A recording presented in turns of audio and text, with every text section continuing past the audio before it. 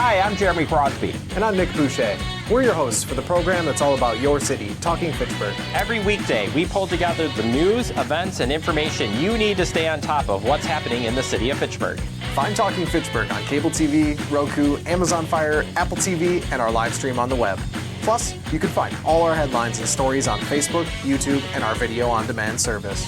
This is your city. Keep up with Talking Fitchburg and the issues affecting you and your neighbors. Want to know what's happening in your city? Get Notify Me messages from the City of Fitchburg. Visit fitchburgwi.gov on your computer or mobile device and select the big Notify Me button on the left. Enter your email and/or phone number, whichever is best for you to get notifications. Scroll down the list and select all the topics you're interested in to receive email or text messages about. You'll be notified every time one of your topics is updated. Sign up for Notify Me, one more way to keep up with your Fitchburg government.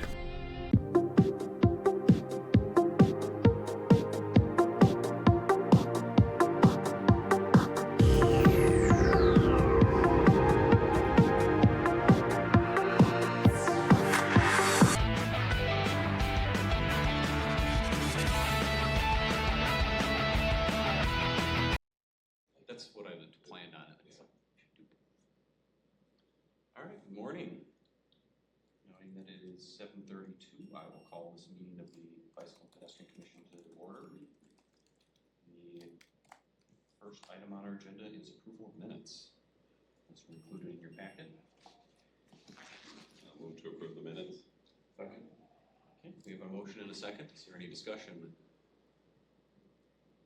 Seeing none, all those in favor signify by saying aye. Aye. Aye. Aye. Aye. Those opposed, nay. The minutes are approved. Item number 3 is public appearances for non-agenda items.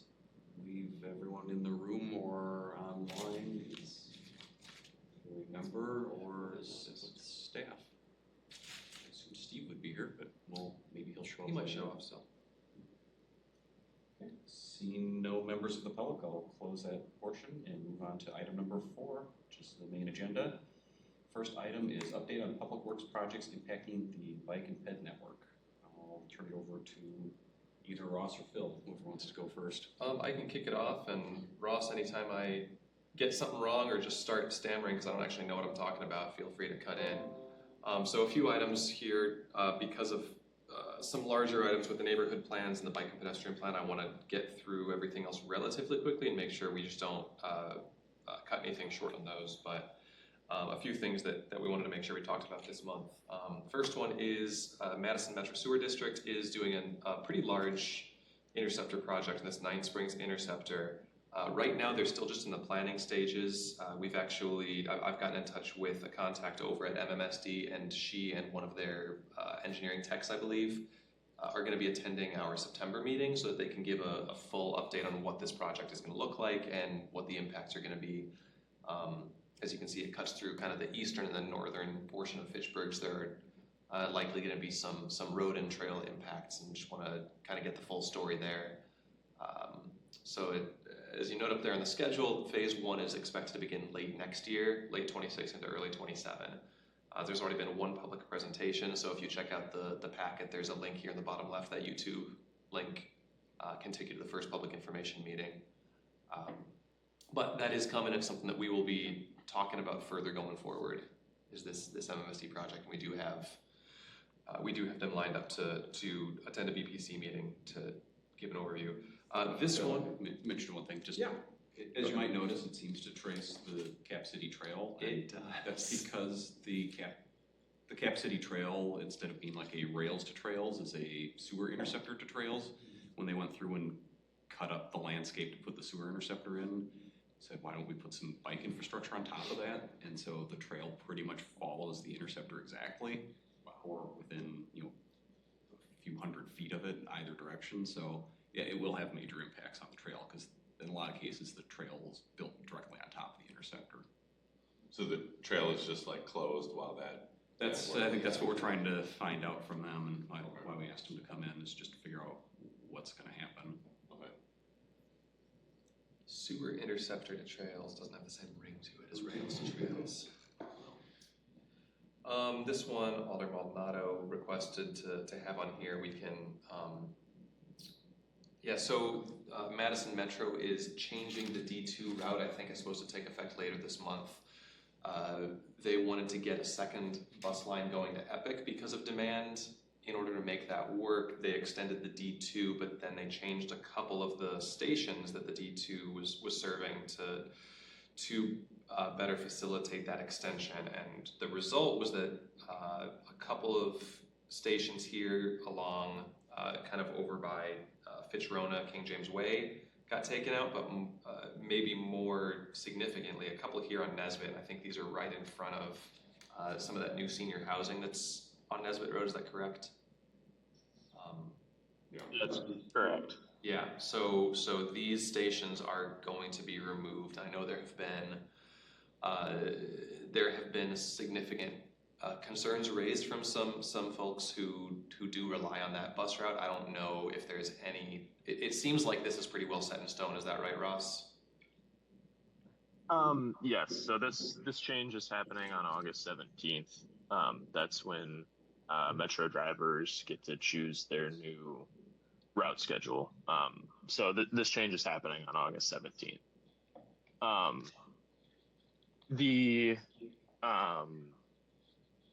I guess things that Fitchburg can do if the city wants to do something about it is basically up our contribution to Metro Transit to alter this route in some way. So I have a meeting with Metro Transit later today to talk about that and how much money that would cost and what those route changes would look like. Phil posted a link to the TTC discussion about this. We had a decent length discussion about this, so I think that's worthwhile to watch. So I haven't watched the video, but I'm noticing this like Maple Grove route.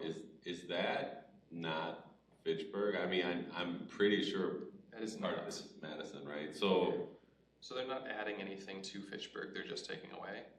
yeah, that's what I'm wondering.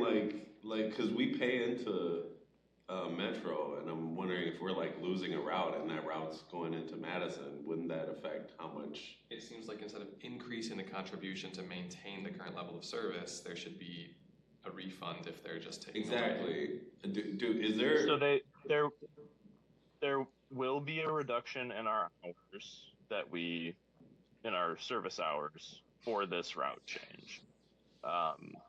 That reduction is fairly small because the only real change in Fitchburg is the bus is not driving down Nesbitt Road. Do you know, Ross? In order to change the route, they would still be serving Maple Grove Road, and then we would be adding service back on somehow, maybe not this exact route, but somehow in that area of Nesbitt Road. That would increase our service hours past what this has reduced them by because of the other changes involved in this. Ross, do you know if the reduction was proportional to calculated ridership from these lost stations, or if it was proportional just to the number of stations, like how the calculation was done? Our contract deals with the hours that the bus driver service hours is what we pay. So that would be pretty that low, yeah. reduction is what we would be reducing it by. And then I don't have that exact number. Another option, and this would impact potentially more than just these lost stations, and I know this has been a discussion before, but some other kind of supplemental service. You know, rather than one option would be increasing the contribution to Madison Metro to regain these specific stations, or you know, there have been conversations with council in the past about supplemental transit for existing gaps. I don't know that those conversations have gone very far. Go ahead. To be clear, Phil, staff and administration is not talking about supplemental transit right now. We're just talking about, fixed route transit and how we can alter those routes to fit what see. Yep. Excuse me. Isn't the 65 route going to stop just being a morning and evening route, but expand their hours throughout the day, so that would cost our city a little bit more? So that is not set in stone. That's also something I am speaking with Metro Transit about, getting updated estimates for the 65 route expansion, 75 route expansion. That's hours, so from a commuter route to an all-day route, and then bringing the 65 up to the McKee and Triverton Pike stop, and bringing the B down to the McKee and Triverton Pike stop. So I'll have estimates, dollar estimates on all of those things, hopefully later today. But that's something that we're interested in using the wheel tax money for. Ross, I assume you're going to send this out like to our committee and potentially to council and TTC when you get it? Yes. Okay, thank you. I assume there will be agenda items. This will require council approval for, actually spending this money, and all the normal stuff. So. Okay, will that be in our? I assume that won't be in our meeting next Tuesday. That'll probably be like later in the month. No, definitely not. I don't have a timeline for it, but it will definitely not be next Tuesday. Okay.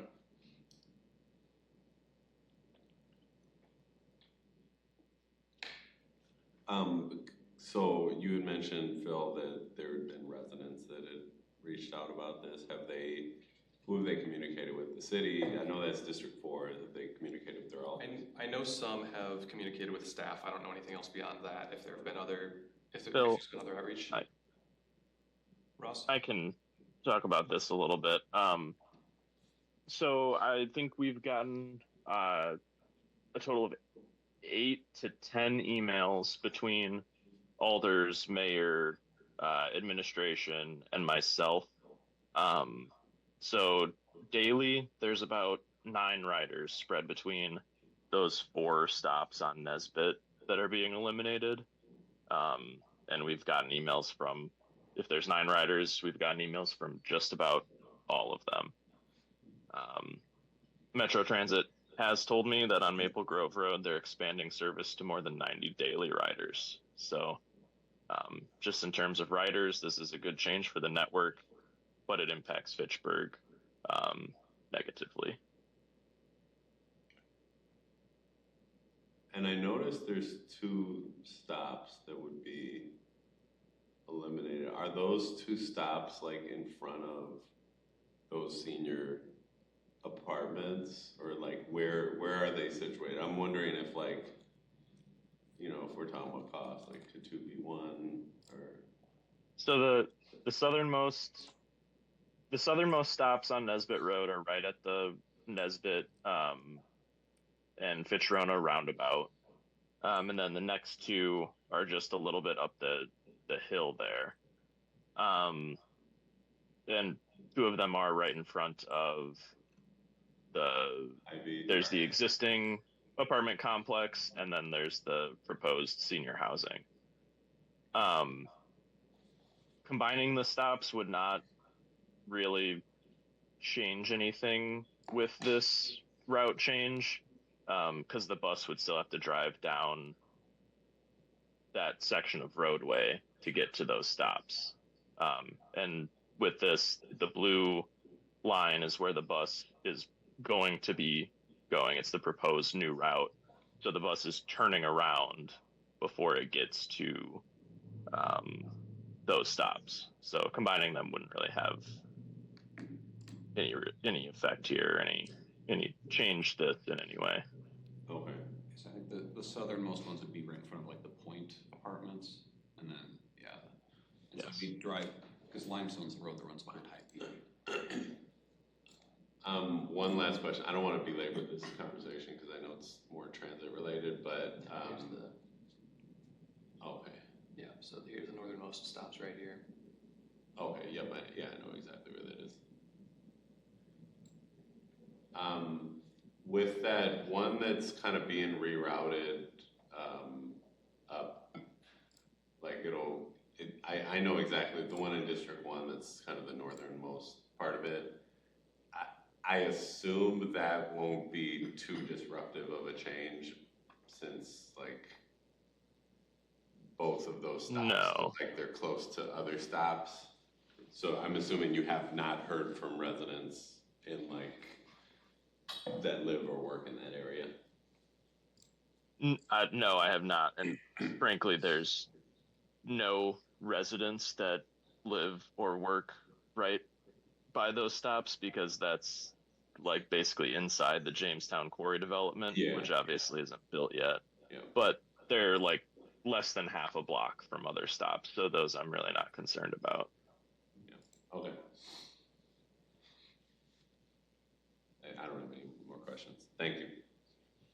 Okay, thank you. Okay, on to the next one. Ross, you want to give a quick update on where we're at with Cyan Road? Sure, yeah. Phase 2, concrete for the roundabout has all been poured. We're waiting on pavement for the roundabout at Nine Bark and Cyan. Otherwise, they're still working on grading for the northern part of that Phase 2 project, which is shown here in green. And then for Phase 3, they are finally done with the undercut on the roadway. We obviously ran into some pretty significant geotechnical issues on this project. And they are now working on digging out the pond that's at the southeast corner of the intersection.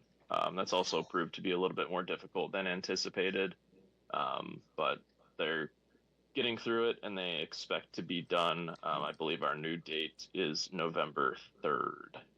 So Phase 2 is still on schedule. Phase 3 is the one that's behind schedule a little bit.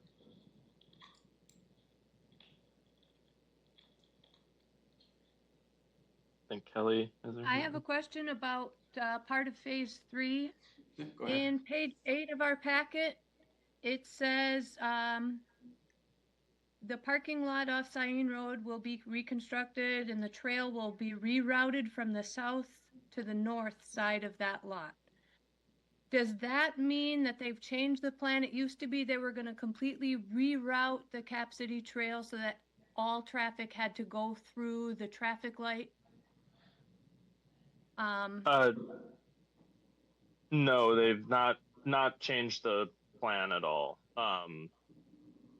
So right now, that existing trail goes to the south of that lot, and when the project is done, the trail it'll go through the light on the north side of the intersection and then go on the north side of that lot. So the plans are available on the website at that link. So that parking lot has not changed at all on that trail from the original plans. I'm sorry, incomplete description in there, my apologies. So there's still the major reroute of Cap City Trail traffic. So instead of crossing 2 lanes of road, now you have to go up to the intersection and go through a few cycles of light in order to stay on the Cap City Trail?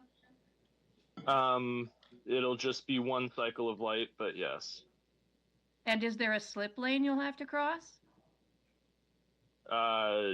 Yes, but it is signal controlled. So a lot of the concerns with slip lanes that are not signal controlled don't necessarily apply to this intersection because there's a traffic signal.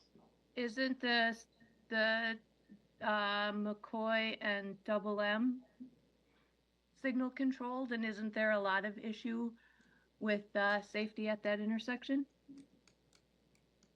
I guess the same safety issues would apply at both intersections. Yes, they're fairly similar designs. Yeah, this was, did they seek the input of the Bike Commission when they made that plan? I would have to go back and check. There were several public meetings, and it was presented at council and all the appropriate public meetings. And I do believe there was at least one presentation during the planning phase given to the then bicycle committee. I don't know that yeah, there certainly would have been conversation there and feedback given. I'm not sure. Well, I hope in our plan we can. Process. Yeah, I don't know that it was quite to that level of detail. It was more conceptual at that point. Yeah. Okay. Kelly, you had something? I just hope in our plan we can make it clear that the Bike and Ped Commission doesn't just not prefer slip lanes, but we see slip lanes where there are bike and ped infrastructure as not just not preferred, but as dangerous.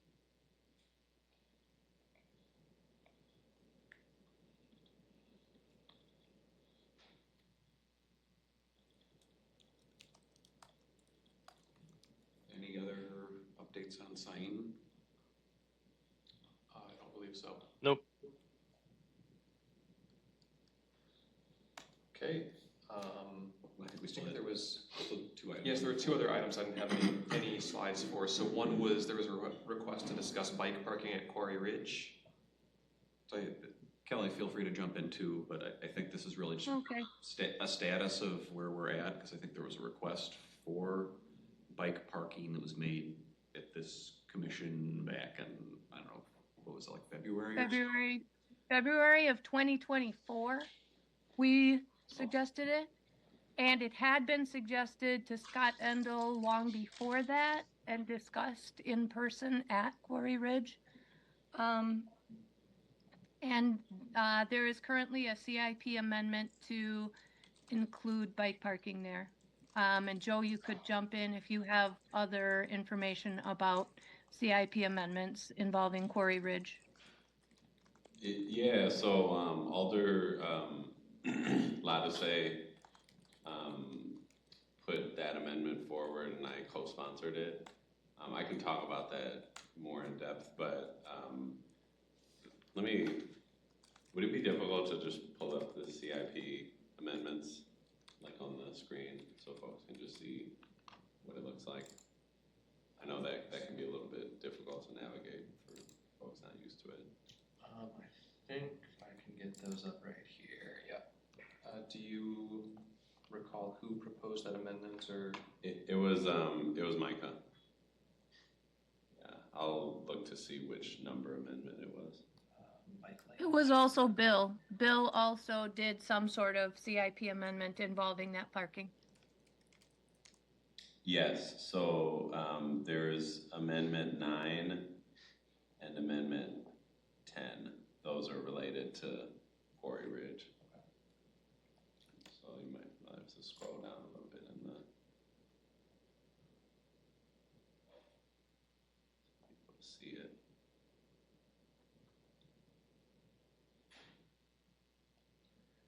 Okay, so here's 9.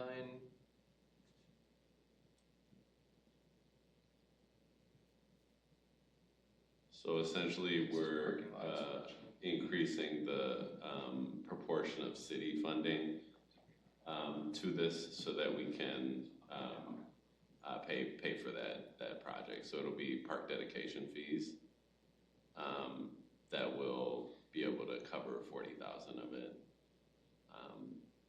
If you all look at your screen, you can kind of see the more granular details along with the budget impacts that are listed on that page along with the next page.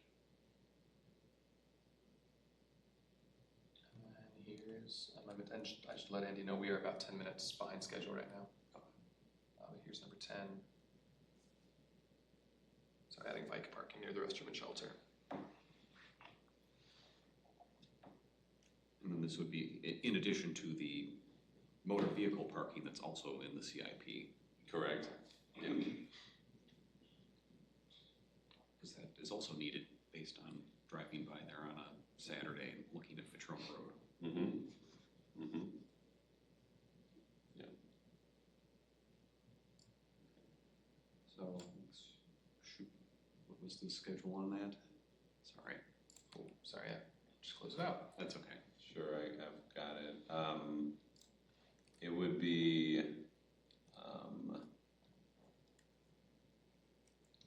so there would be, the increase would happen next year, 2026, and then there would be funding put every other year, basically, into the project.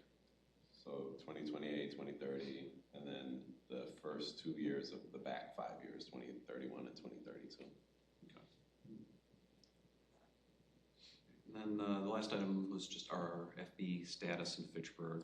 I think some ways put this kind of as a placeholder, but I think just gauging the interest of the commission to have future discussions about RFBs. I know we've had some surveys done in the past of just looking at motor vehicle counts as well as bike and ped counts at different locations where there are crossings of paths and roadways. So I think, but Kelly came off mute because I think I know you wanted to add in here too. One thing I have is a question about the RRFB out in Swan Creek on Sain. Is that fixed yet? The one that a driver drove over? The one in the center island has not been repaired. Our original plan was to have the original electrician reinstall that. They have been unresponsive. Sorry. The original electrician has been unresponsive to several calls and emails from multiple staff members, so we're going to get a new electrician to install that center post for that RRFB in that island. But that RRFB does still operate, just the 2 posts on the side of the road. Okay. And then my next concern with RRFBs is whether in our plan, our updated plan, we should make recommendations for either RRFBs or Hawks and how we differentiate the need for either of those types of infrastructure. Since in general, and I know Jim's not here to speak on this, but for people with visual disabilities, especially, RRFBs are not considered a safety feature. Whereas a Hawk, which basically says you have to stop here, is much more user-friendly for vulnerable road users.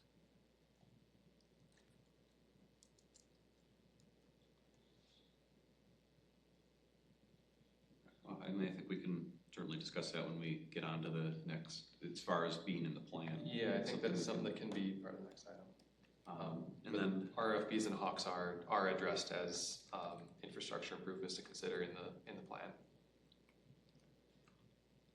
And I think maybe at possibly our next meeting, try to have a more in-depth conversation just about RFBs and Hawks. I'd actually gotten a decent presentation from WISDOT about RFBs and Hawks and just kind of what the differences are and when they make sense in different types of applications. So I'll try to get hold of that PowerPoint and the video that went with it. Nothing further on that. I think we'll move on to our plan update item. So yeah, the next was the presentation to Committee of the Whole. Oh, sorry, Committee of the Whole. I can pop back up to the agenda order here. Yep. Yeah, so we've been working for a while to get something bike ped related on the Committee of the Whole agenda, and we have time in our September meeting to be able to do that. So, I mean, I don't know what more to add to that other than just the bike ped plan. Like that's the big thing, the presentation. Do you know if our consultant has like confirmed their availability? Or would this be just staff? Okay. Yeah, they would be available. I've been talking with Brian and Olivia about calling into that meeting. Okay. Certainly if we felt it was important to have them there in person, I could ask them about that, but at the very least, I gave them the date several weeks back, and I believe at least Brian has blocked off his calendar for it. Okay, great. I don't know, maybe we could just use this time to see if anybody has any questions or feedback on it.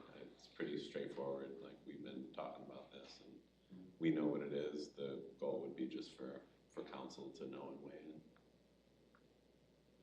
Does anybody have any thoughts or comments on it?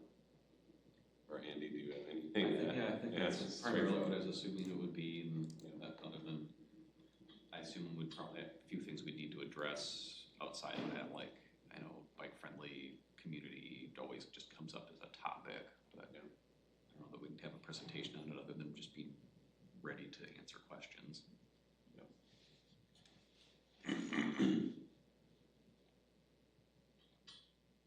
Any questions from anybody?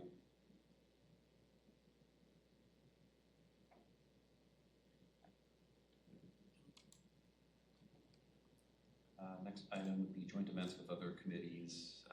Phil, thanks for putting me in contact. I still need to work through actually like get something planned in terms of working with RCC and Ag and Rural Affairs and potentially CETA. I had a conversation with Mike and Joyce about that as well. If like could we just go around and just do a different like business area and be like, we go in front of Promega and like have someone come out and like explain who they are and what they do. So they seemed open to that, as did the chamber. It sounds like RCC was interested as well. Yeah. I've not really heard back from Ag and Rural Affairs. Yeah, RCC was pretty pleased with the sustainability bike ride a few years ago, and they're definitely interested in something along those lines again. I know also, I could give a little update on the B-Cycle status as part of the staff update, but I know the B-Cycle is also interested in doing some promotional stuff. I don't know if Mike and Ped would want to help with some education on that. I know there are a couple stations that we were hoping would get more ridership than they have so far, and figured that maybe just some education and outreach might help to get things rolling there. No pun intended. Which stations are kind of lower than? The senior center has had, I think last year, single-digit checkouts the whole year. Okay. And we expected, especially because of senior center and there's B-Cycle over at the Limerick. Yeah. We thought that maybe there'd be some cross traffic there. That hasn't happened. So the senior center is one of the bigger ones, but I'd have to look at the table to see which other ones were.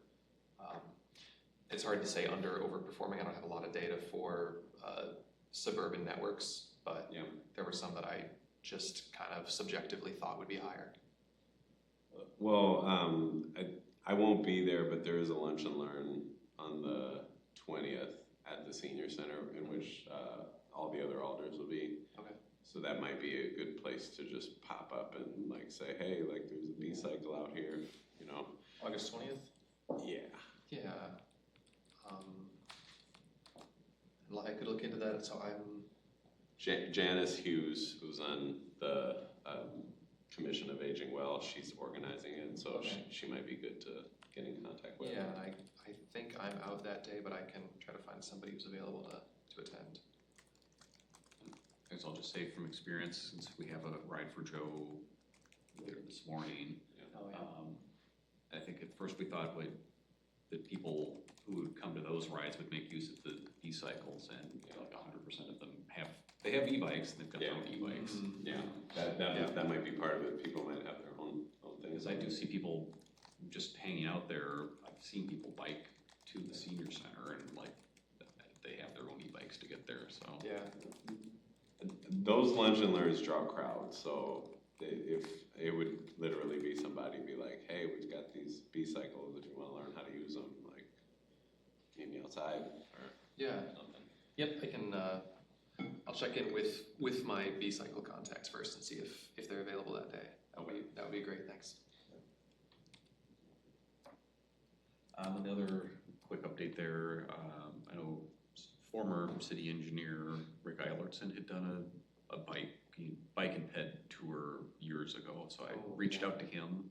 I've not heard back from him, but just to see if we could either get his materials that he used, or if he's still in the area, if he'd be interested in just putting that on again. Did he work with Wade on those agricultural route bike tours, or was he doing a separate one? He did a separate one. Okay. It was really focused on the Nine Springs E-Way, and he kind of, I think we started up at like Dunn's Marsh and pretty much rode down to like MMSD, and he just pointed out features along the way of the Nine Springs E-Way. Okay, so that's pretty much how the sustainability bike ride went, so it's just a precursor. Yeah. All right. But it was very much like and he probably focused on the E-Way. Yeah. And he probably knew a lot more than I did, so it was even more educational. He was the environmental engineer, so yeah, he built a lot of he had projects. a few tidbits in there. Okay. Moving on to the bike and ped plan update. Okay, a little bit back on schedule. A little bit, yeah, only 7 minutes behind now. So speeding that up. Olivia, I see you're on the call there. Can you hear me on the call? Yep. Perfect. I can stop sharing if you want to. Sounds good. Okay, let's see if I can figure this out smoothly. All right, can you see my screen? Yep. Yes. Yep. Perfect. I will try to flip through this quickly, and then I've got notes next to me, so to take any feedback. So just really quick, we'll do an overview of the schedule and where we are, a couple of our findings from the working session from March, an updates to the goals, quick review of the network recommendations markups, and then the program recommendations. So this is where we're at in the schedule, having our full draft review now in August. And so in the next couple of weeks, we'll receive all of the comments from the BPC compiled by staff. We'll be working through those edits, getting a final deliverable together for September, which will then go through Council and Committee of the Whole review, looking at adoption in October. So this is the recap of what we've heard from our first kickoff meeting, and then getting into the working session, updating the plan goals to cover equity and more accountability of plan recommendations, things that were positive about the existing plan from 2017, the structure of it, the different visuals, the inclusion of the bike facility selection guide in the appendix of how to use what facility in what way, and just overall giving it a refresh with new data and neighborhoods as the city has grown. Things to improve: lack of accountability, actionable recommendations, overall organization, and including an emphasis on pedestrian facilities. And then during those conversations, had a couple different neighborhoods identified as areas to focus improvement.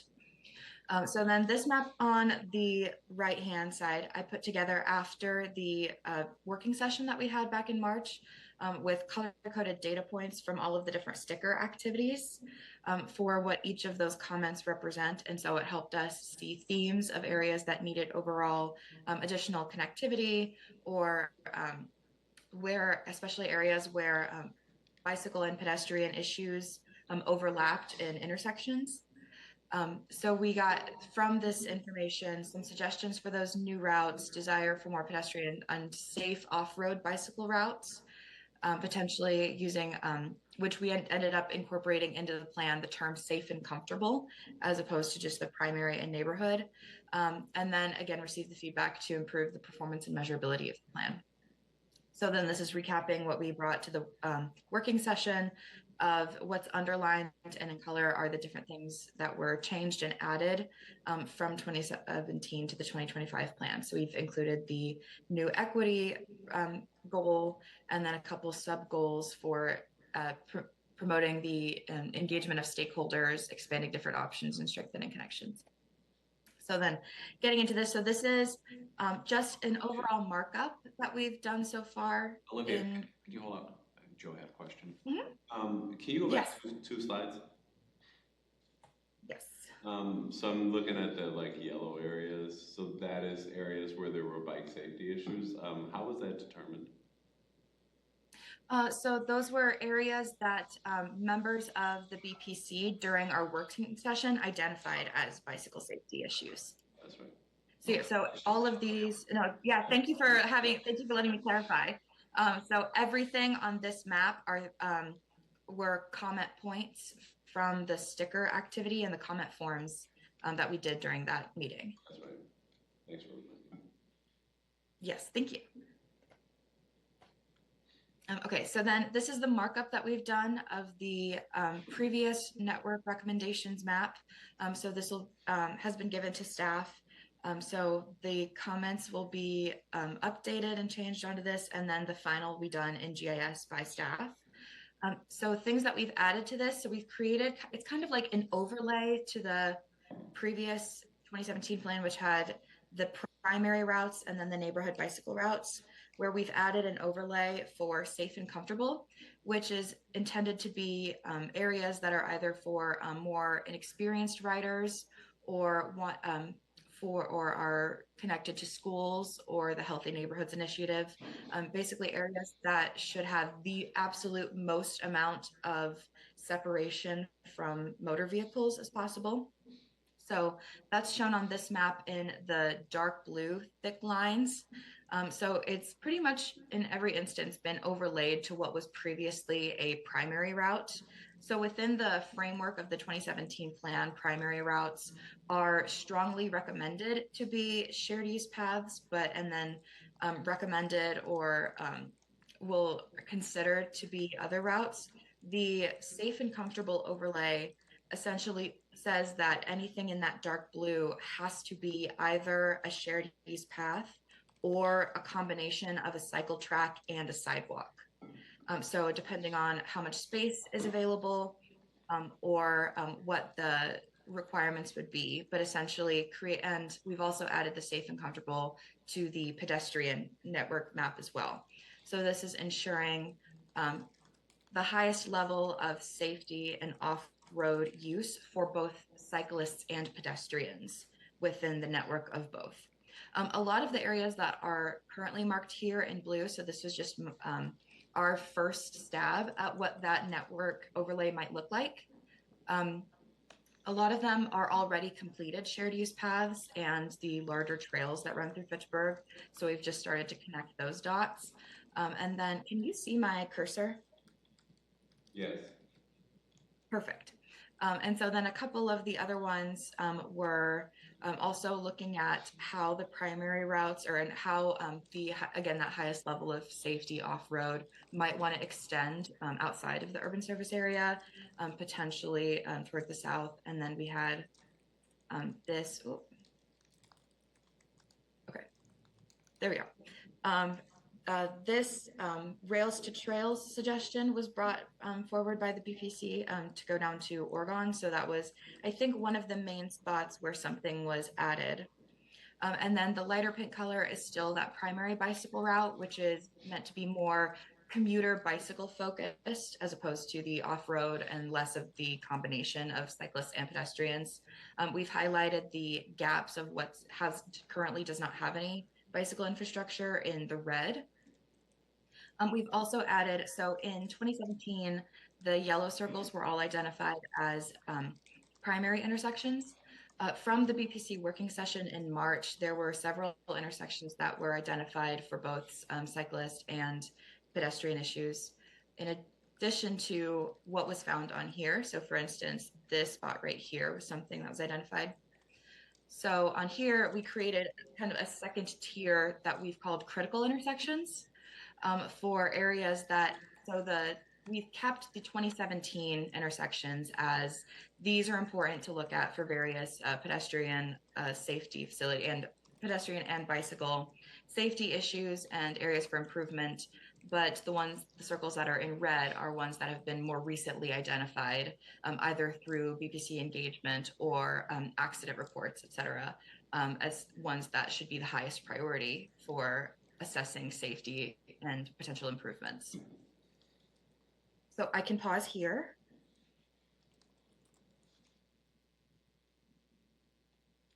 there are any questions, comments, concerns. Okay. And this was what we brought to the BPC for the design charrette, and I just wanted to highlight. So this is the different recommendations tiers within the existing framework of the plan, but then have starred the addition of the safe and comfortable would only allow for the cycle track with separate lanes or a shared with a sidewalk or a shared use path. And then for the updates specifically for network recommendations, so we've added that safe and comfortable overlay to this map as well, because all of those routes should either have a shared use path, trail, or a sidewalk attached to them in the future. We've included the critical intersections as well as the 2017 primary intersections. And then we've also added language to the plan that says essentially within this network, any area that is listed as a primary route is strongly recommended to have a sidewalk. We've added a sidewalk as a facility within the network matrix. And then any of the neighborhood routes should, I'll go back here. The neighborhood routes would recommend, as opposed to strongly recommend, the addition of a sidewalk when and where available. We also did change a little bit of the language about the sidewalk ordinance. Should that ever be repealed in the future, we didn't want the plan to end up restricting itself. So the language has been changed to, like, at the time of this plan, some of the neighborhood routes are affected by the sidewalk ordinance. And these would be the requirements at this time to install a sidewalk within those areas. So I can pause here as well. Can you go back to the slide with like images? Yes. Correct me if I'm wrong. That primary bike route one in the upper left-hand corner, we don't have any. Do we have any specific paths that look like that in Fitchburg? No, we do have cycle track over at Lacey Road, kind of by over where it intersects with East Sherrill. There's some cycle track. We don't have kind of at the same grade as the roads, physically protected bike lanes. So, oh yeah, like by the Rusty Bee, there's like Rusty Bee and Shine and those green, they're split. Yeah. Green paved, yeah. So, but that's the same level as the sidewalks. That's elevated from the road. But this sort of physically buffered, physically barriered bike lane, we don't have anywhere. I've only seen that in Madison. Yeah. Would there be? I mean, this is a loaded question, but how much teeth would our plan have in like the development, the future developments of the city, and like would we get to a point where we have something like that? Because I see it says like strongly recommended with the star. I know I'm not very articulate right now how I'm explaining. I don't want to spin it back around on itself, but I guess it kind of depends on city leaders and how much they want to abide by the plan. It depends on leaders, and I mean I'll always defer to Ross on this stuff, but within any individual project, is this feasible? And if so, then this is our top priority. If it's not feasible, then what is that gives us the greatest measure of safety? And that's kind of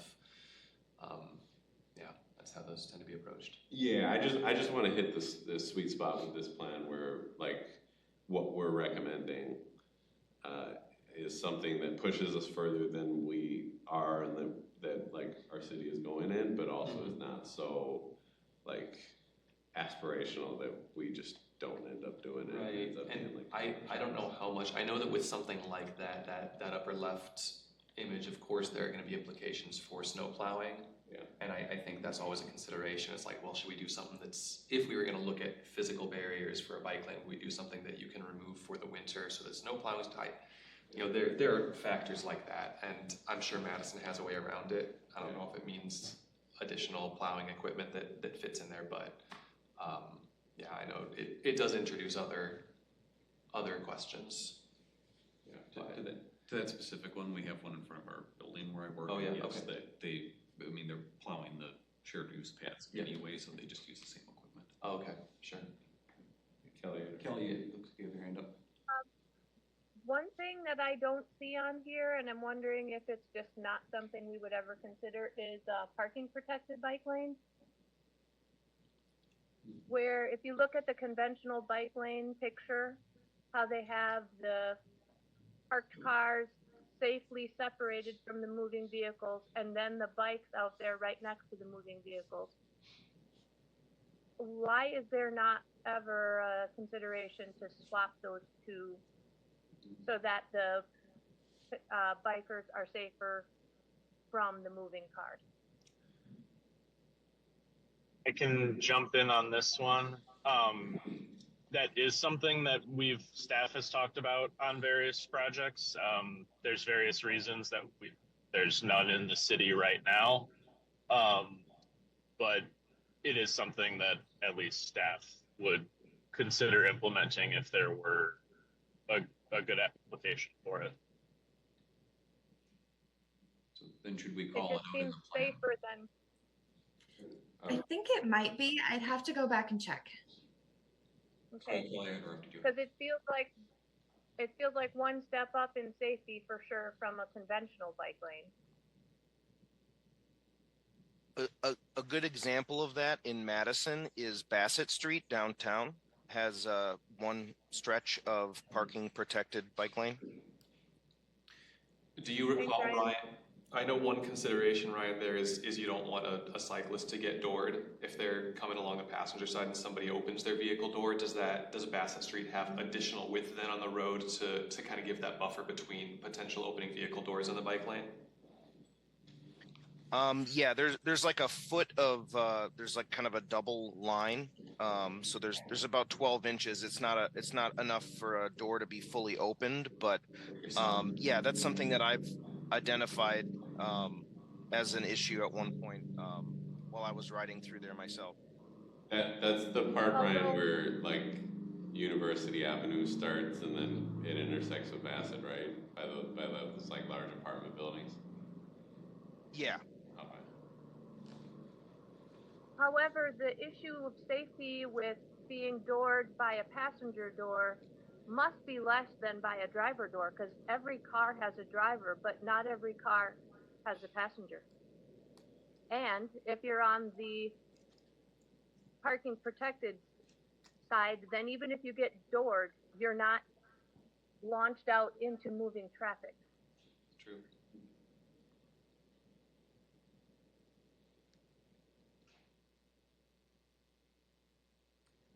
This question is probably for Ross. When we're looking at the map and identifying neighborhood and primary routes, as far as Fitchburg's assessment ordinance, I know at one point in time it said that if you get a sidewalk put in front of your house, you get assessed for it unless it was identified in the current bike and ped plan as being a neighborhood route. I was just checking if that's still the case or not. I only know because I wrote the ordinance like 20 years ago. I am not sure about that. Really, like, realistically, we're in a place with our new sidewalks that, in order to install new sidewalks that are useful, we would need to repeal that sidewalk ban ordinance. So maybe there's a couple of streets that this would make a difference on, but there really aren't a lot of streets where we could assess an existing parcel and get new sidewalk in. Okay. Because we have that sidewalk is banned in existing neighborhoods ordinance. Yeah, and I guess at the time, some people have a variety of reasons they don't want sidewalks, but one of them at the time was, well, I'm getting assessed for this sidewalk that I don't want. So I said, okay, well, just take that off the table and you don't get assessed for sidewalks going into existing neighborhoods. Still didn't take care of the issue, but at least took one item off the table. Sorry, Olivia, I do want to let you get back to this, but just to close the loop, Kelly, on your question, the vehicle protected lanes are addressed in the plan. So on page 46, in the section on protected bike lanes or cycle tracks, using bollards or curbs or parked cars. Those are all mentioned as ways to create protected bike lanes. So the quick answer to your question is yes, it is addressed in the plan. Thanks, Ross. I mean, Phil. Perfect, thank you. I have the note about the looking at the strongly recommended and the sidewalk ordinance as well. Yep, okay. So then just wanted to throw in a slide to talk about how we also updated the program recommendations. So what we did is we looked at the existing lists that were marked up by both staff and members of the BPC. We also looked at the Bicycle Friendly Communities 2023 report card and compiled all of that into what we are recommending. So everything that is in the highlighter yellow throughout all of the different tables in Chapter 5. So Chapter 5 is the action items of everything that is described throughout Chapters 3 and 4. So with this, all of the highlighter yellow boxes are things that have been updated. And then ones that are highlighted all the way across the way are typically new or have been reworked in a significant way. A note that we have included for this time, but we'll take out in the final plan are things that were listed as key steps to the Bicycle Friendly Communities goal status, just for our internal reference as we're putting together these conversations. So we can come back to this if we want to discuss any of them particularly, but just to kind of wrap it up. Can I just make one suggestion, Yes. Olivia? Yes. If we could add some language about language access in here, just because we've got a pretty large Latina community in Fitchburg. You know, I know Baltazar used to do these, but he would do like rides, you know, primarily aimed at Latino families. I don't know who would fill that gap, but it would be good just to at least have this written into the plan that there's like events for our Spanish-speaking youth and adults. Yeah, absolutely. That's definitely something we could include. And that would actually probably fit in the section that I have pasted up here. Okay. Kelly, on that note, if our signage could be multilingual, that would be nice. My favorite sign in the area for bike paths is the one at the intersection of Cannonball and Post Road that explains the rules very succinctly, and it's in English and Spanish. And I wish we had lots of those around in Fitchburg. That is not a sign in Fitchburg, that is just on the Madison side of the street. So I would recommend signage that is in Spanish as well. Perfect. You said Cannonball and Post? Yeah. Perfect. by Leopold Elementary. Yeah, I think that's a larger question of just our signage, since we did have signs put up 2 years ago, and then they got stolen, like universally got stolen. Yeah. Where? They were like Would we on like Cannonball and maybe Cap City Trail. They were just trail etiquette signs that were in English and Spanish. Mark put a big effort into getting these out on the trails, and then by the end of the summer, they were gone. And we couldn't identify any like public works trail maintenance staff that had taken them, but they just weren't there. Nobody knew. So it seemed like they just got taken. So I suspect they're all in Madison now, because Madison has identical sign. Like we bought them through the Madison sign shop, so I suspect they're probably their warehouse. They're probably in their warehouse. They got put somewhere else, maybe. But yeah, we did have some up, and then they all disappeared over the course of the summer. Let's get them back. Get them back and put them This time we're logo like on them. bolt them into the ground. Yeah. There's no cameras around there, so. So then, yeah, just a really quick wrap up, and then I can go back and depending on how we're doing on time, I could pull up the recommendations or like I said, so I guess going into this, we'll be getting, staff will compile all of the commission's edits for us, and then we'll take those, complete those edits, and then bring it into the final layout form, which will look more reminiscent to what the 2017 one looks like, with headers and additional photos. And then staff through GIS will be updating the final network recommendations maps. Yep. And then I'm available for additional information. And then Brian also wanted to put his contact information up here. But if there were any specific recommendations we wanted to address or go back to.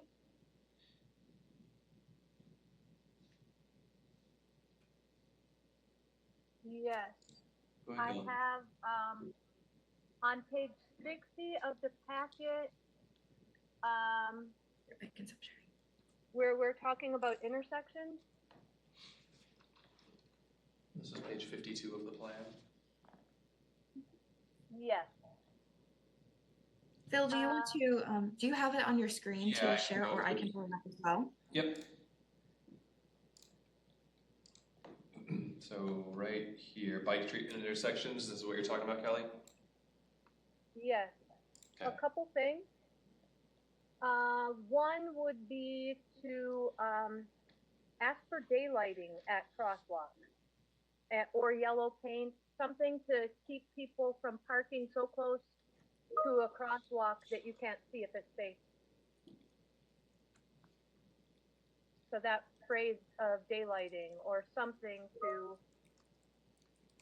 fix the visibility for the people on the that are walking or biking. And then the other would be language that says there should not be slip lanes any place where there's a shared use path or trail at an intersection. That is an intersection that should not have a slip lane because they are dangerous. This is not a preference, this is a safety concern.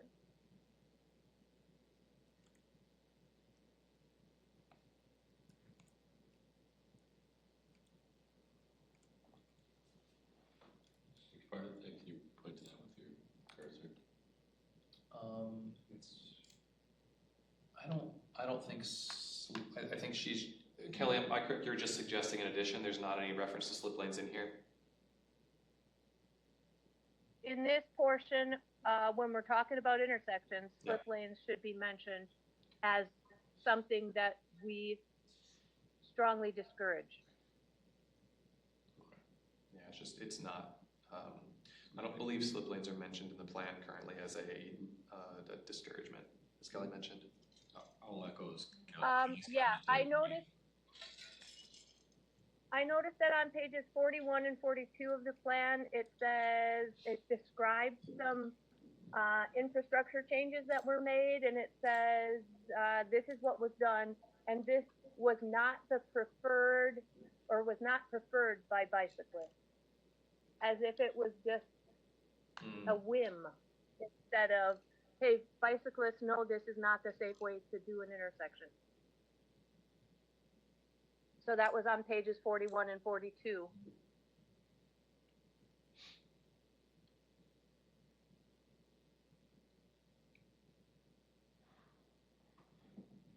Yep, so there for the Fish Hatchery project, and then also for McCoy here.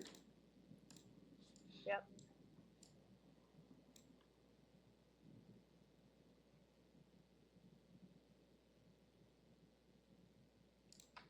It takes safety out of the discussion, and it makes it seem like we were being snooty asking for that, rather than we were considering safety as a higher priority. Andy, you were kind of reiterating.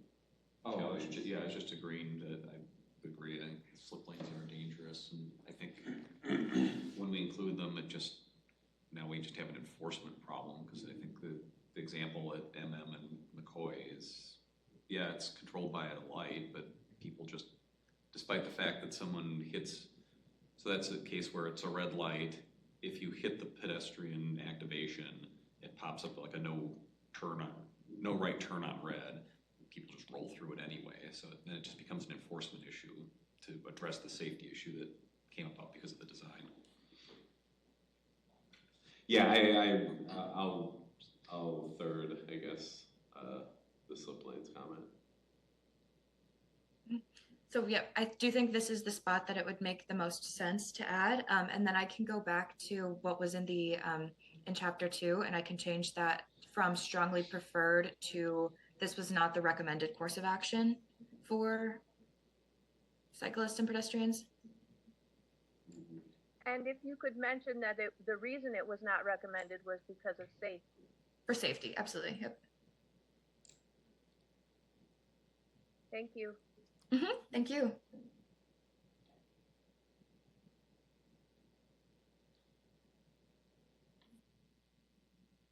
Oh, and one more thing. When we talk about the very bottom says e-assist bicycles, developing a citywide policy to address e-bikes. Should we add and mobility devices, because that is another concern that we're having to deal with on the shared use paths? I think that's the correct name for them. So the e-scooters and the other micromobility devices. Micromobility, yep. Yeah.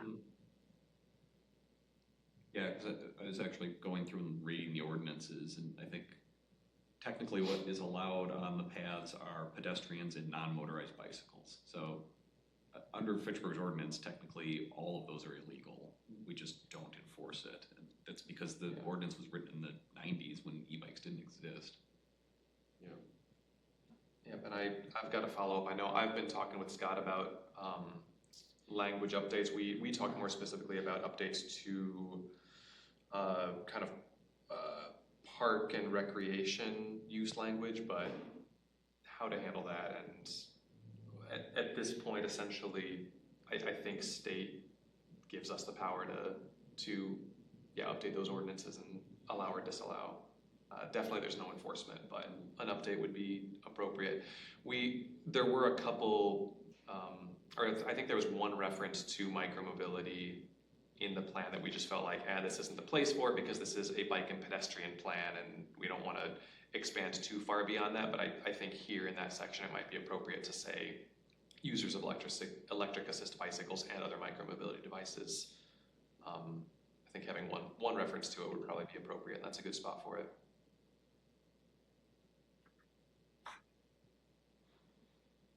Can I jump in to add some context here? Go ahead.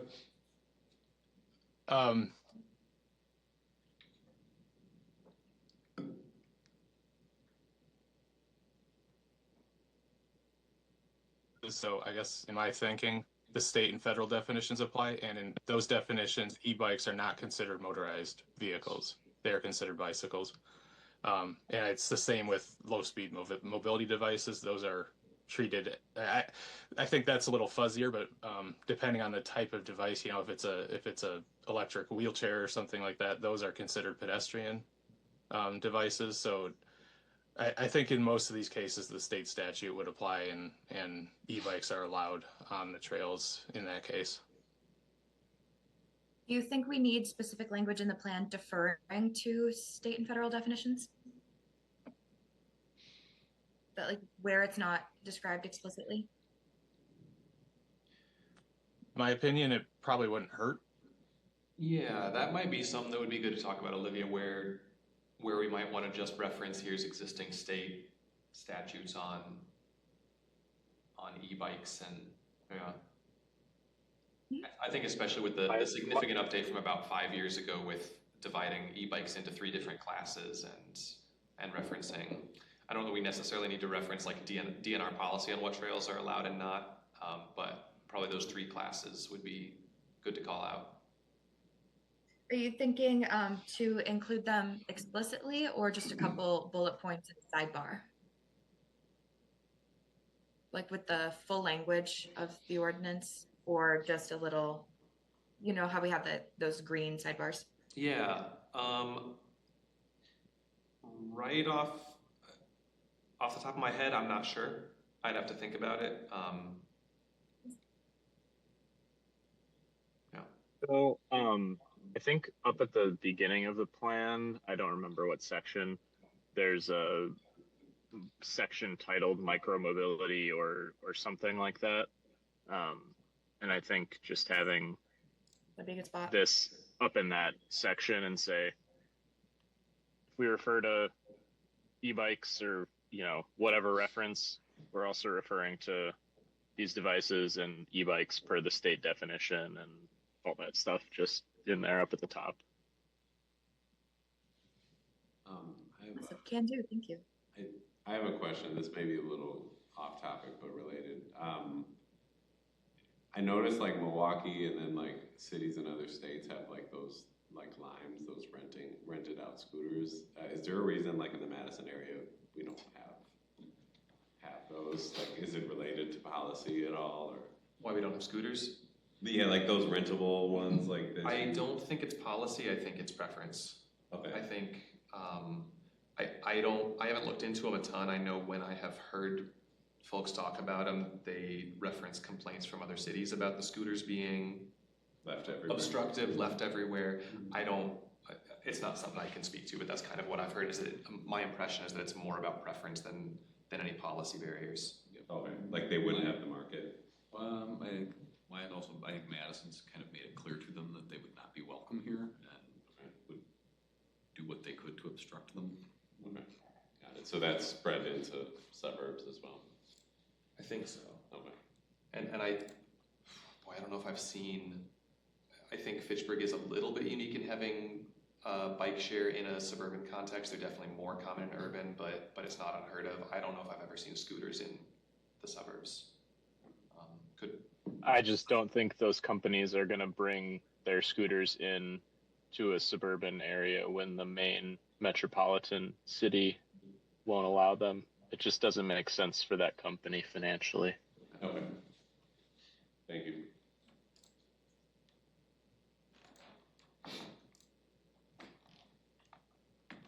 So I would like to, we're at 8:42, so we got 18 minutes left in the meeting. We still want to get to the neighborhood plans if possible with Brad, so.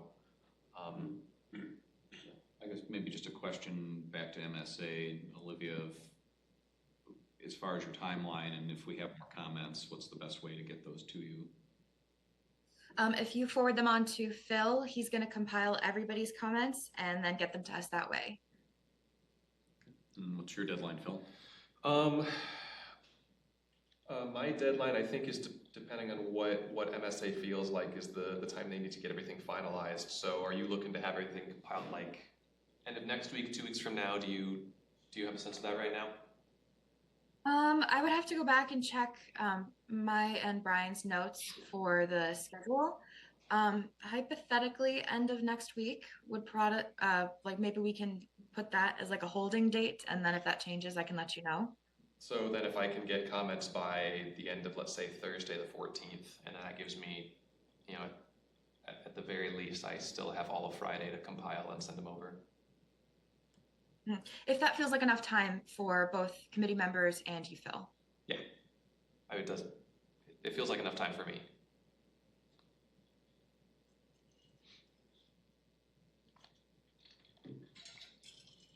And maybe just send out a reminder email to everybody that please get your comments, plus for our 2 members who aren't here. Yeah, I'll get that reminder sent out by the end of this week. Awesome, and then I will confirm that timeline as well.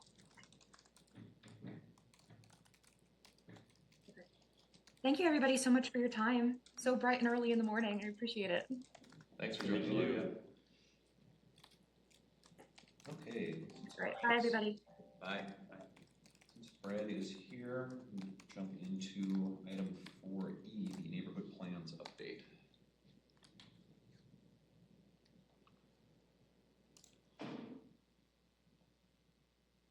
Morning, everyone. So I'll just give a quick update of where the neighborhood plans were nearing completion on them. Hopefully everyone had a chance to read or watch the Plan Commission presentation that happened. I think it was June 17th. Since then, we had the deadline for committee comments on July 10th, and then right now I'm working on getting comments, recommendations on how to address any comments we received that would be incorporated, and then it goes to Plan Commission on, let me double check here, September 16th, and then council September 23rd. So nearing the home stretch. I guess I'm just here to answer any questions if folks were able to watch the presentation or look at the plans. Can answer any questions you have.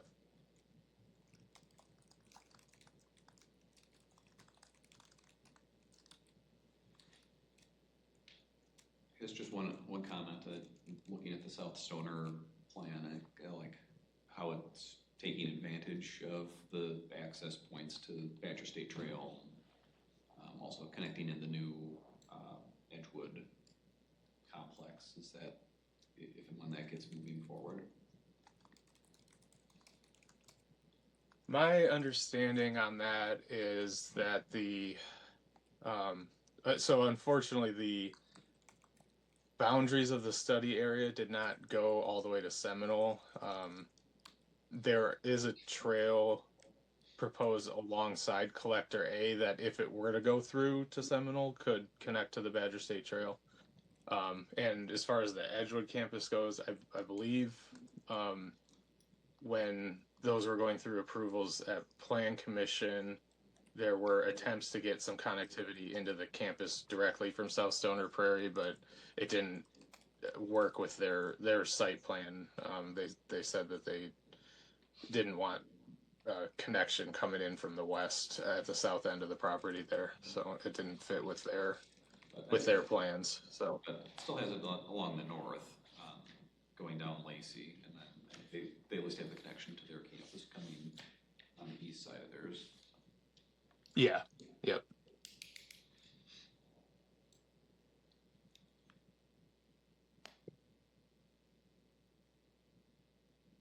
So were there any questions from the group about the plans and the process? Kelly, looks like you came off mute. Yeah, Brad, for the Greenfield development, that is along that rail corridor, right? Yes. And wasn't there a long-term plan to make sure that there was high density along that rail corridor? There was an idea to have a kind of a transit-oriented corridor there. The station, the plan for a station, if that ever were made possible, is in the Uptown area. Typically, commuter rail would not have stations that close together between, Uptown and Greenfield. So there is high density on the east side of the railroad. The trouble there is that there's so many environmental limitations, wetlands, and it's a kind of, some of that are high quality wetlands that the idea of getting high density development right along the railroad is it's pretty difficult.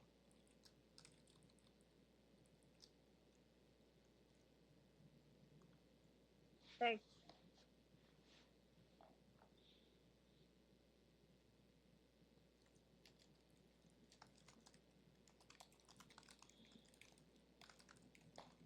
Any other comments, questions?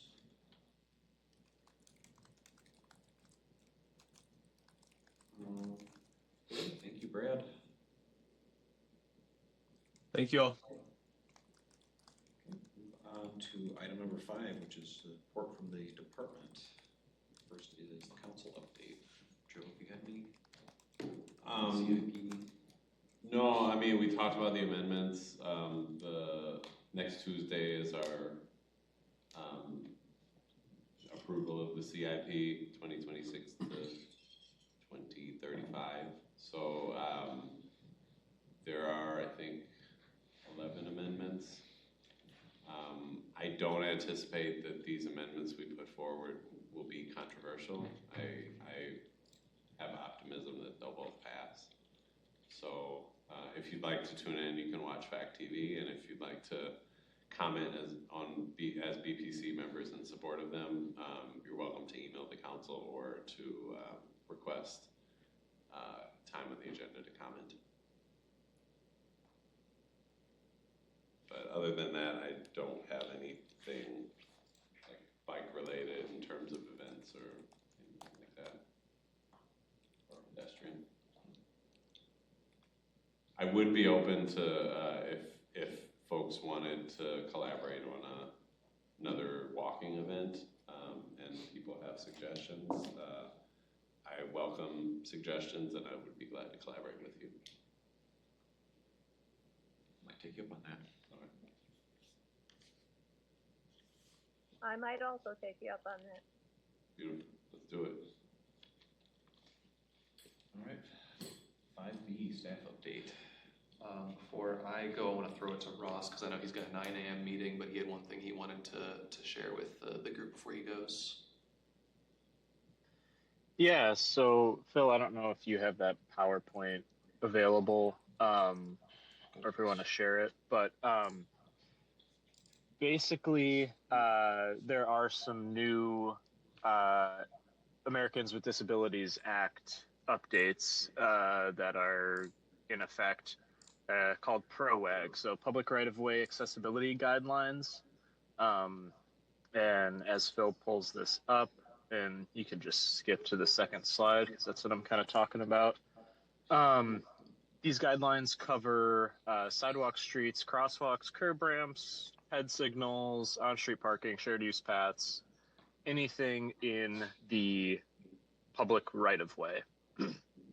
And as you can see by this timeline, this has been more than 20 years in the making, and it's finally been adopted in 2025. So you can go to the next slide. So what does this mean for Fitchburg? Basically, it's going to change how we do some things on our projects. So as far as temporary facilities go, this is kind of the one that impacts some of our projects the most. We have to provide temporary accessible routes when we close a pedestrian route for construction. The project that this impacts is our sidewalk replacement project most significantly. Basically on that project, we're just taking out individual sidewalk panels and replacing them and repairing them. And the big thing is we're going to have to include audible information devices whenever we have a sidewalk closed cross here sign. So basically there's going to be hundreds of these audible information devices included on this project now that have not been before.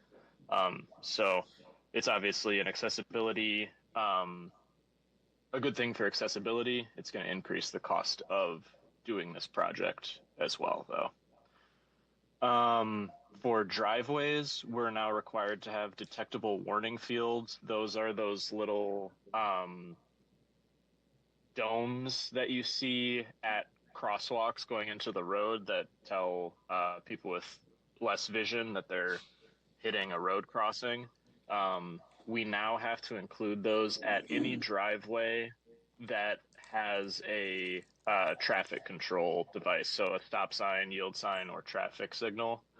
So the spot that this is going to come into effect first is on Fish Hatchery Road, with like the Bowman Plaza development and a couple of other developments along there. The bike path, the multi-use path on the west side of Fish Hatch, we're going to have to put these detectable warning fields in on the bike path, which I anticipate will get some complaints from bikers about this going in on the multi-use path. But this is federal law that we have to put these in. So they're going in whether people like them or not. So I guess just a question, is this prospective? So like if we're, in the case, you mentioned Bowman Plaza, is this where we're doing a new development this needs to be put in, or do we have to, is this like retroactively we need to go put them in at every driveway? This is moving forward. So ADA and PROAG only affect you if you are modifying that facility that does not meet the guidelines. Thank you. So anytime we change one of these things, we'd have to bring it up to date, basically. And then I've got oh, go ahead. a couple questions. So first, what do we anticipate like in future budgets or CIPs that like the fiscal impact of this? And then two, I'm scared to ask this, and I know the answer is probably no, but since this is federal policy changes, there are also federal funds to go along to be able to support municipalities in making these changes. I assume no, but Your assumption is, I believe, correct, that there aren't really any additional funds to go along with this. Most of these changes don't really cost too much money in the grand scope of these projects. Like these detectable warning fields are a couple grand a piece. You know, that's not no money, but when we're talking about a redevelopment project or a street reconstruction project, adding in 4 or 5 of them is not really, you know, changing the budget of the project by too high of a percentage. But yeah, I can keep going on some other changes on the next slide as well. So accessible pedestrian signals, basically we need to have audible pedestrian buttons at all of our new traffic signals. We were already doing this anyway, so this isn't a huge change for us. On-street parking has to have accessible parking. That's like the parallel parking along the street, so that is a change, but again, it's just marking spaces, so that's not a huge cost. And then for multi-lane roundabouts, we would have to have one of those listed pedestrian accessibility features. So we'd most likely go with the raised crossings. Those are kind of the, you know, least impactful, but you know, best bang for your buck, basically. So I guess any questions on this?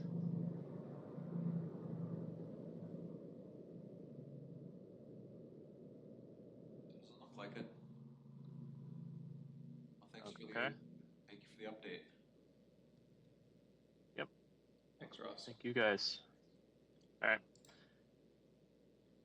The one other big item for staff update is B-Cycle is fully expanded per the TAP grant from 3 years ago. So we added 4 new stations this past month. One at the right by the Staybridge Suites over at Orchard Point. We added one on the south side of McKee Farms Park, so we already had one up at the main parking lot over near the shelter. McKee Farms Park is pretty large, so we felt it was worthwhile to add 6 more docks down at the southern edge. We added 6 docks also at Hugel Jamestown Park, close to the sidewalk and kind of the trail going in towards the shelter, and then also 6 over right by the bike path at East Sherrill Drive, adjacent to the Rusty Bee Lounge. So that was our final 24 docks that we had budgeted for that TAP grant. I've still got to do paperwork and invoices and submissions to the DOT to get our reimbursement. But in terms of actually the infrastructure going in the ground, that project is now complete. So working with Fitchburg Chamber on getting a press release out there to that effect. But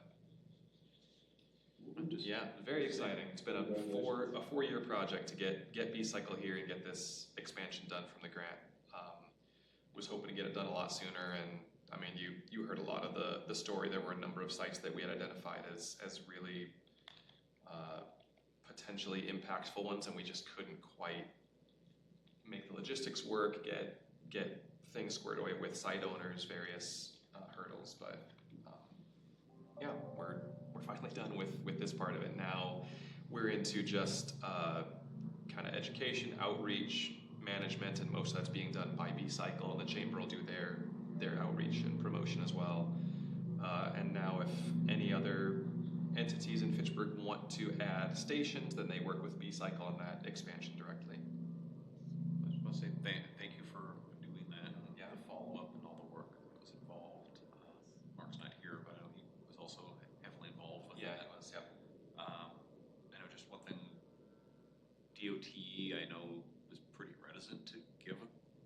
grant?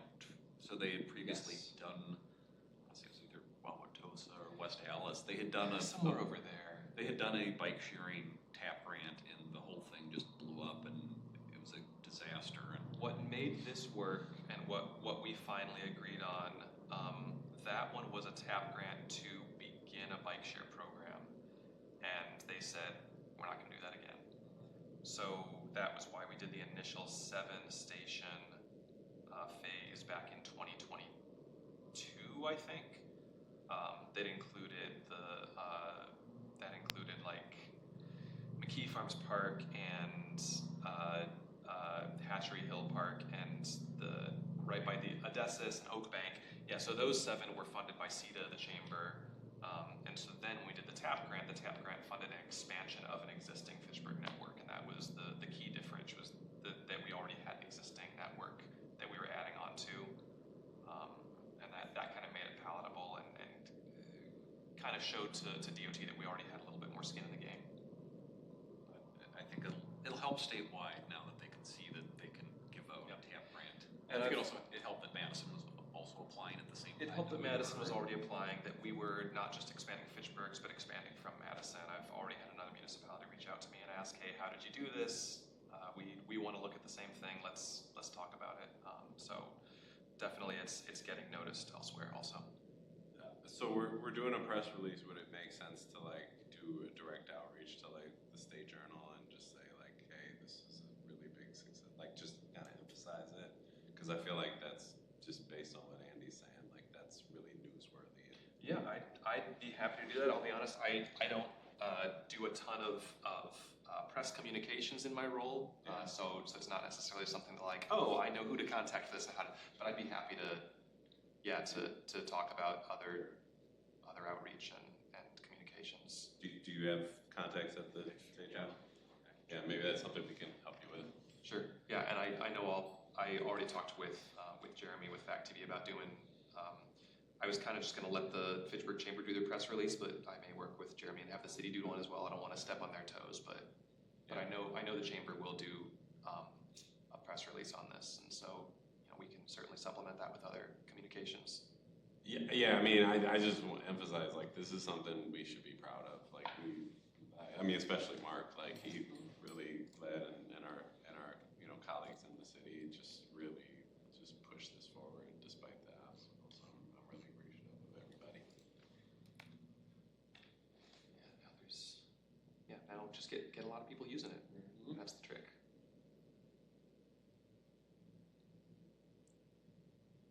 That's all I got for staff updates. Okay. Don't have anyone from Bike Fitchburg to give an update. So, I guess just a couple other quick announcements. First off, the next meeting is September 3rd. Hopefully we can have a little further discussion on our RFBs and talks, just given that we won't have as much on our agenda then. Yeah, I'll make sure Ross is available for that.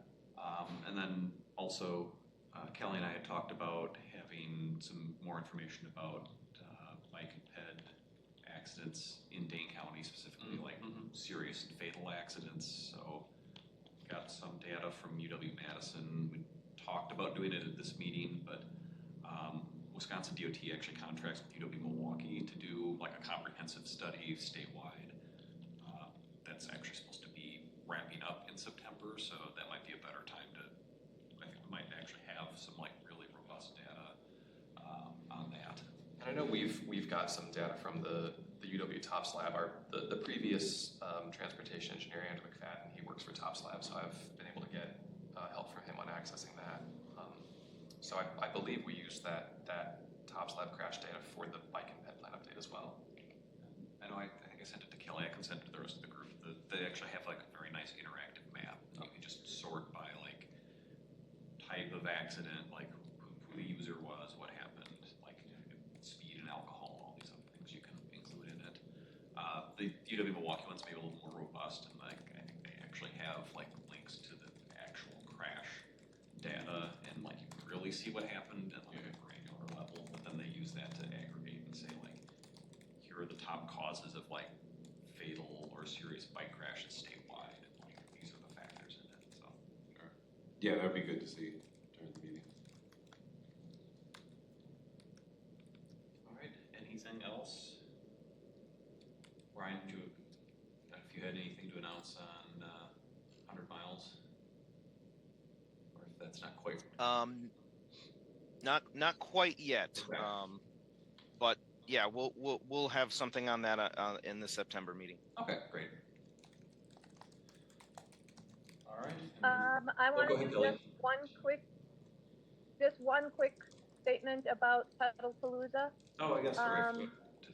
June 14th, we did our event, and on the 13th, we were featured on Channel 3000. They came and did a really nice set of stories with us.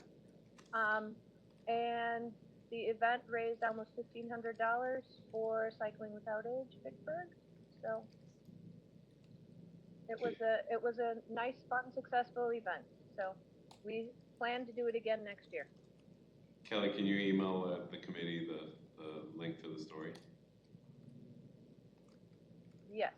Thank you. And I'll say I was there with my 9-year-old, and it was a really great event. I had a lot of fun. All right, move on to item number 7, which is adjournment. Is there a motion to that effect? So moved. Seconded. Second by Ryan. All those in favor signify by saying aye. Aye. Aye. Those opposed, nay. Aye. Aye. We are adjourned. Thank you, everyone. See you in September.